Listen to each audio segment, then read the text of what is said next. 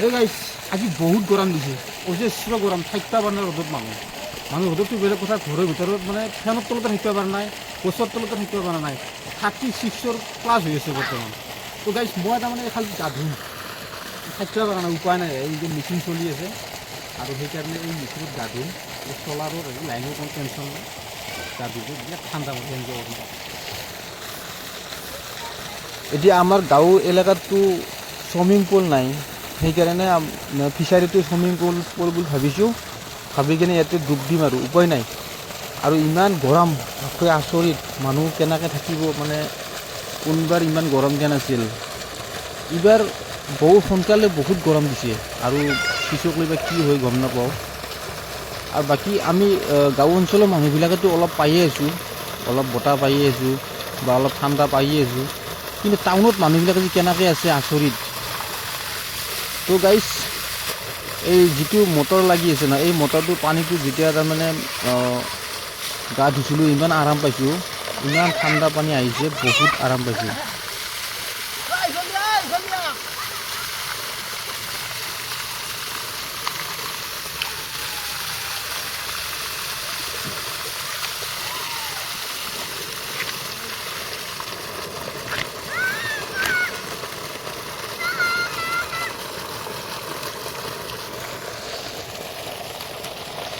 আৰু ইফালে আছে আমাৰ আখিল বেটা, আৰু সিও গৰমত থাকিবৰ কাৰণে বেচাৰা সৰু ল'ৰা, উপায় নাই, পানীত নামিব দিব নালাগে, তথাপিতো নামিব দিছোঁ আৰু একেলগে গা ধুইছোঁ দুটাই আৰু সাঁতুৰিছোঁ। Actually swimming is a good exercise বুলি কয়, আৰু যদি চুইমিং কৰোঁ, চুইমিং কৰিলে বহুত ভাল আৰু বহুত বেমাৰৰ পৰা হাত সাৰিব পাৰিম। মানে এইটো ডক্টৰে কোৱা কথা, এইটো মই নিজে কোৱা কথা নহয়, ডক্টৰবিলাকে কয় যদি সাঁতোৰা তেতিয়াহ'লে বহুত বেমাৰ বোলে গাত মানে হ'বলৈ নাপায়, গতিকে সেইকাৰণে ভাবিছোঁ অলপ চুইমিঙো কৰোঁ, অলপ সাঁতোৰ দিওঁ আৰু। তো আমাৰ ইও অলপ সাঁতুৰিব পৰা হৈছে।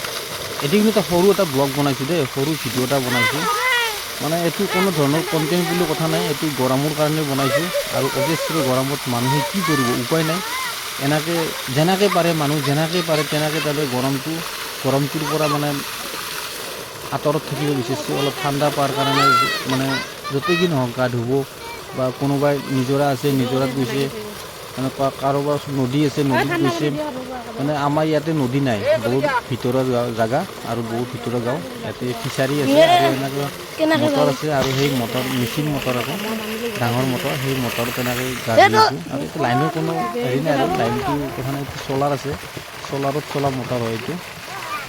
আৰু আমাৰ আখিৰক দেখা পাইছেনে কিমান ফূৰ্তি কৰিছে, সি বহুত ঠাণ্ডা পাইছে। আৰু খোৱাৰ কাৰণে অলপ পানী লৈছোঁ, আৰু বহুত ঠাণ্ডা পানী নাই সেইকাৰণে। আৰু ফ্ৰিজৰ পানী ইমান গৰমত খাব নোৱাৰা, ফ্ৰিজৰ পানী যদি খায় একদম মানে চৰ্দি লাগি কফ হৈ যাব।